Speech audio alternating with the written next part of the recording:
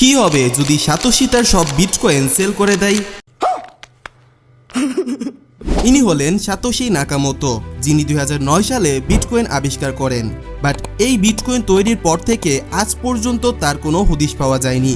তিনি কি আদৌ বেঁচে আছেন কিনা তা কেউ জানে না, কারণ বিটকয়েনের আসল প্রতিষ্ঠাতা আসলে ইনি নয়।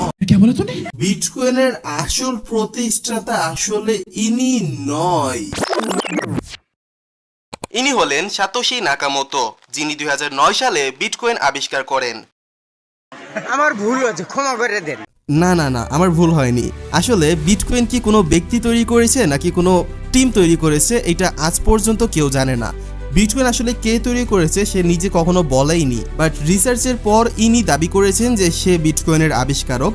ইনিও বলেছে যে সে বিটকয়েন তৈরি করেছে, বাট অ্যাকচুয়াল প্রুফ এখন পর্যন্ত কেউ দিতে পারেনি। বাট আমরা ব্লকচেনের মাধ্যমে জানতে পারি যে সাতোশি নাকামোতোর অ্যাকাউন্টে ইন টোটাল 1 মিলিয়ন বিটকয়েন রয়েছে, যার বর্তমান ভ্যালু $103 বিলিয়ন।